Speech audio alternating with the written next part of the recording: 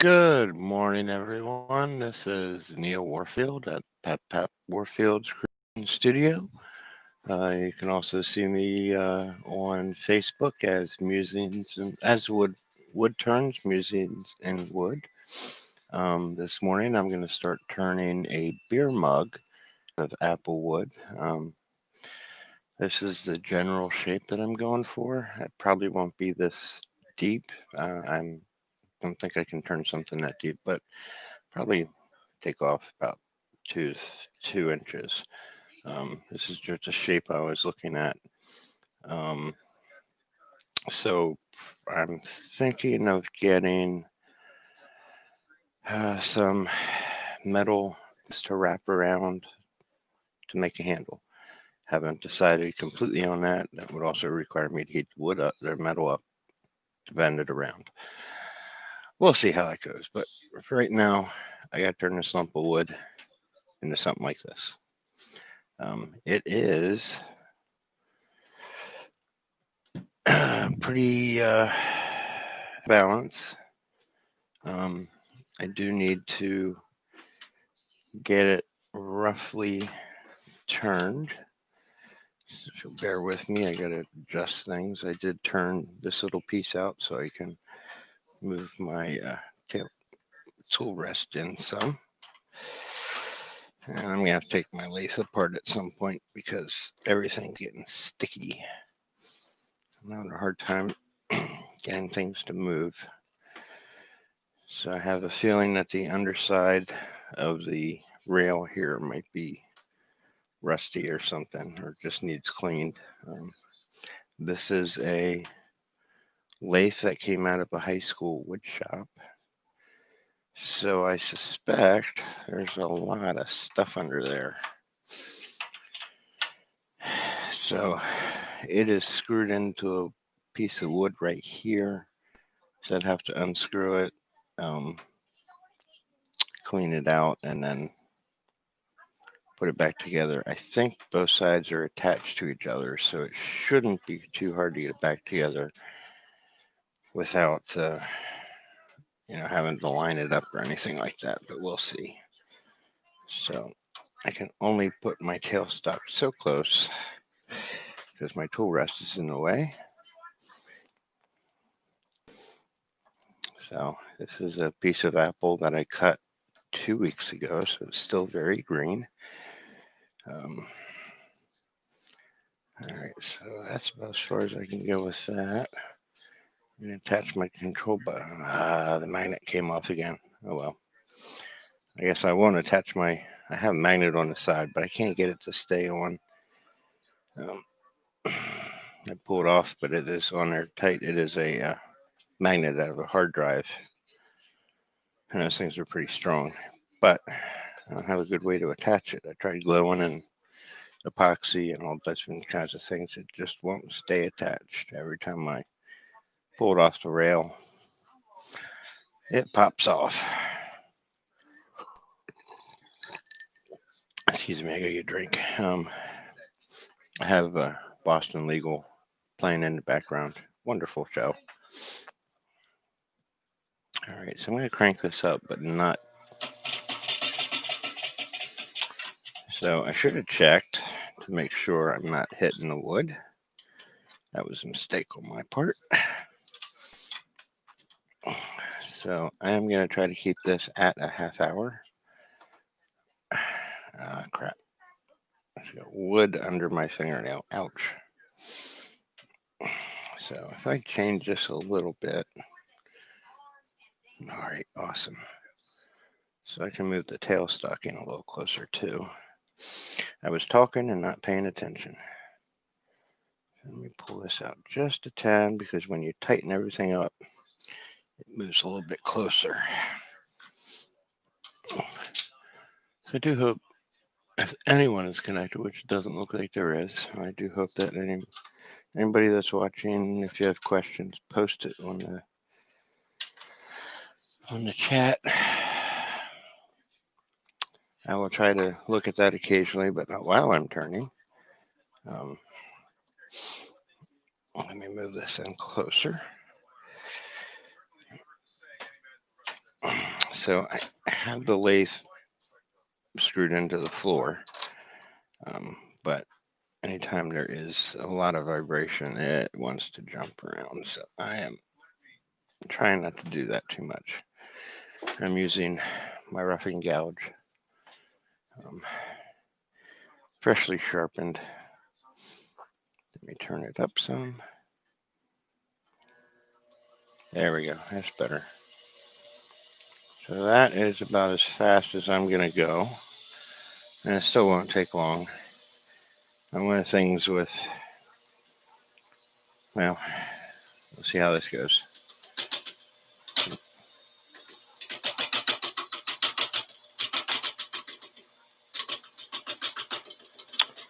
With the curved edge of the roughing gouge, doesn't scrape through the fibers, it actually cuts through them at an angle. So it works a little faster. I noticed my treadmill just kicked up in speed a little bit. That is an issue with the treadmill control board.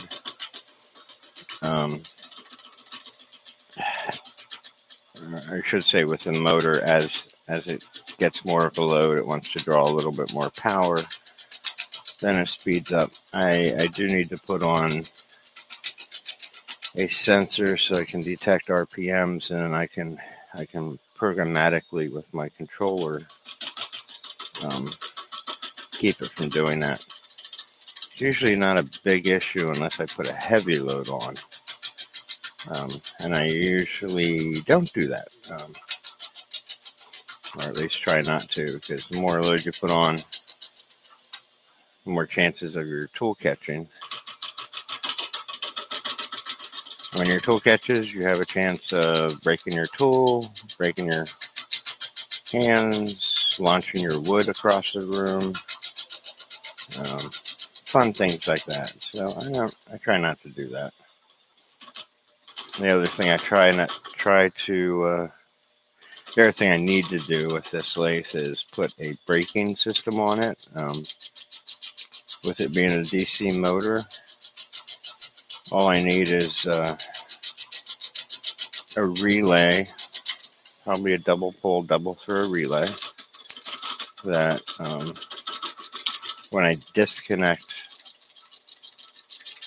power to the motor, it would throw that and put a load on the motor, and it would slow down quickly. Kind of like regenerative braking on an electric car.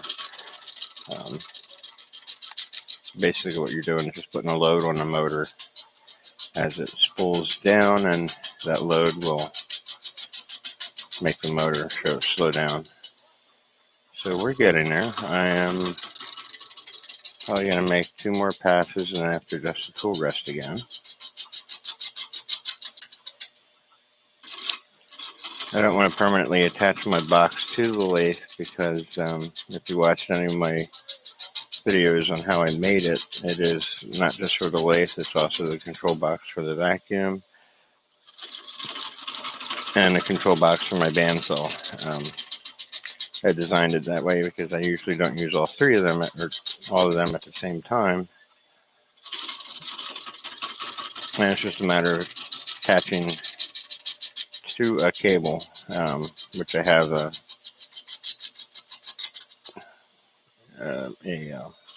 an adapter. So you just unplug one, plug in the other, and I can move it from machine to machine. I do want to get a controller just for the shop vacuum system, so I can run that while I'm running the lathe. But I also have to get more power in the shop because I'm limited with power.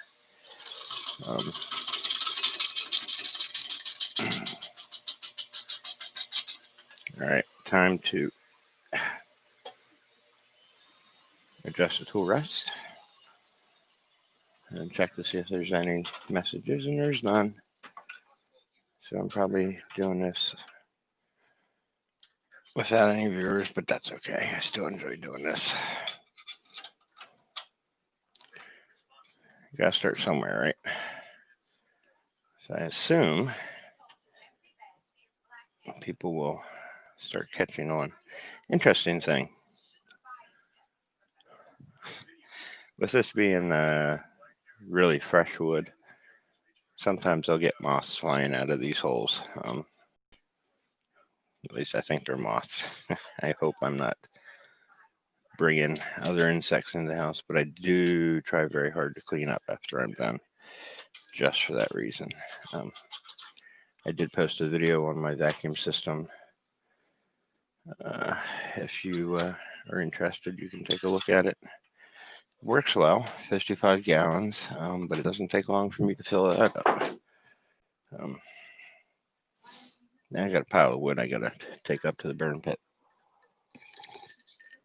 Scrap wood. I will do a video of the bandsaw soon. I got a couple things I gotta fix on it, but it does work. All right, crank the speed up again. Oops.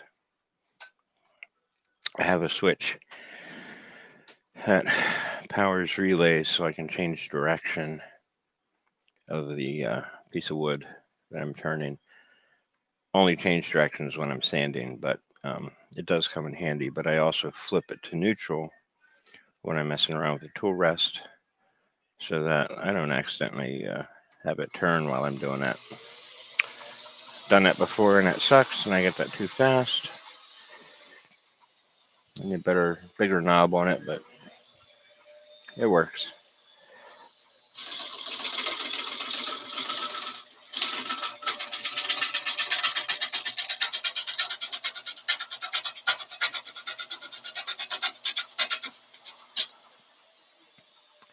So I told you I got the magnet out of a hard drive. Something else, there's an old hard drive that died. Something else that is really useful out of a hard drive is the platters. They are made out of aluminum and highly polished. So I use one of them in the shower as a shaving mirror. Now it does have a hole in it, but in the center for the spindle. But it never tarnishes, and it's always very shiny. If it will get some soap scum on it, but all you have to do is get your crunchy thingy that you'll wash with, or a washcloth, and scrub it good. As long as it's not a scratchy type thing, it'll clean it off very well. And I've been using it for probably about 6 years now.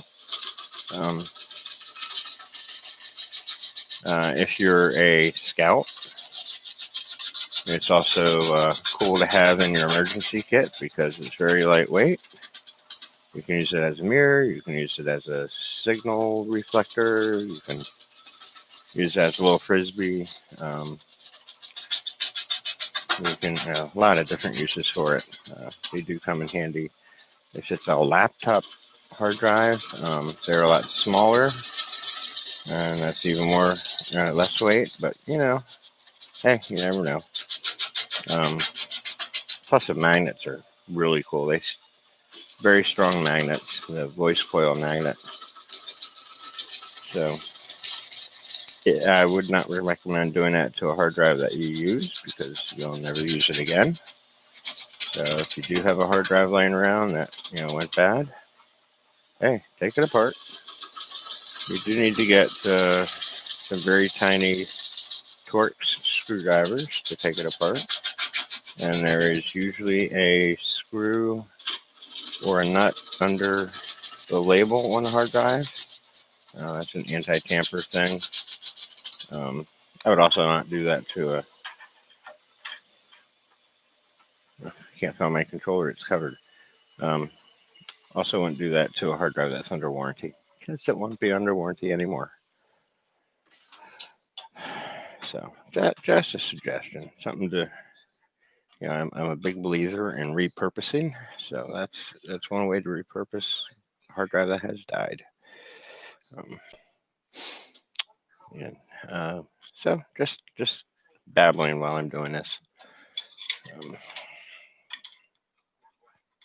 One issues I have with turning green wood like this is this stuff is pretty damp and it clogs up my vacuum pipe sometimes. So I kind of have to do it slow. If I were to redo my vacuum system, I would get larger than 1.5-inch pipes, and I would get 45-degree. Talking and not paying attention.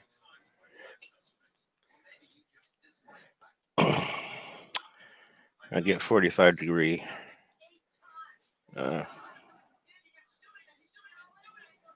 I forget what they're called, angle bends for the pipe instead of 90. 90, it just clogs up right there. So just something to think about when you're doing your own. All right, let me do this now. You pay attention to what I'm doing.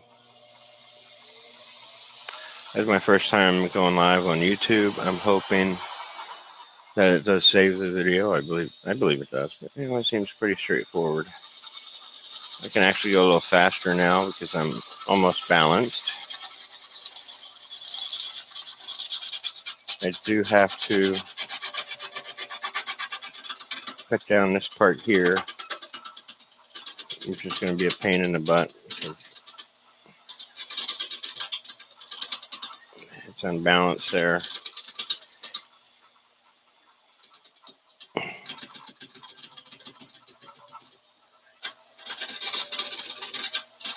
And I want to turn my tenon for my chuck on this side.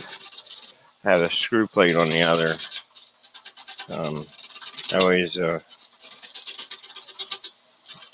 get it balanced and roughed out, and then put a tenon on this side because that's just the way I do it. So let me turn it off again and put.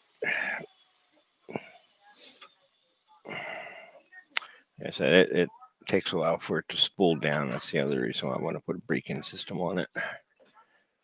So I'm going to put the small one on so I can turn down this side.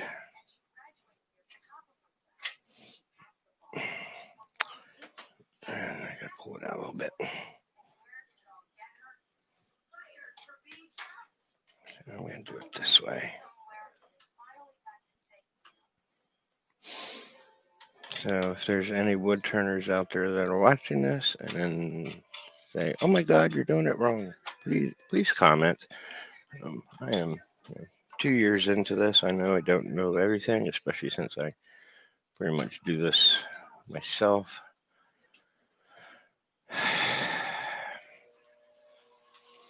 So, but be kind with your comments. Constructive criticism. I do dislike when I see comments in woodworking groups saying, "Oh, that looks like crap," or, "You're going to kill yourself." Well, perhaps, but it's myself that I'm taking the risk with. And kind of know my tools and know the limitations of my lathe. So I would not ask anybody else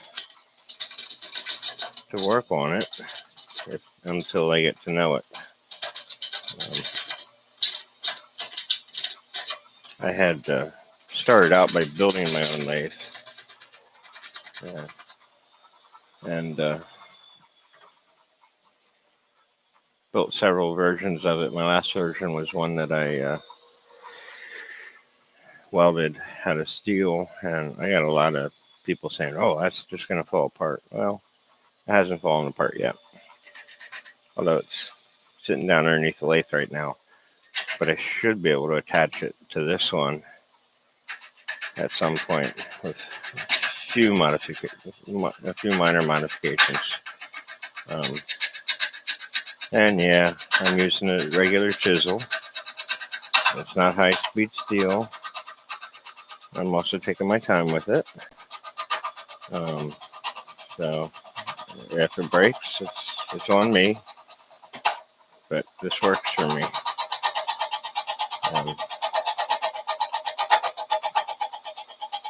So there we go. Now I can turn down 10. I got that roughly flat. Let me turn the speed up just a bit.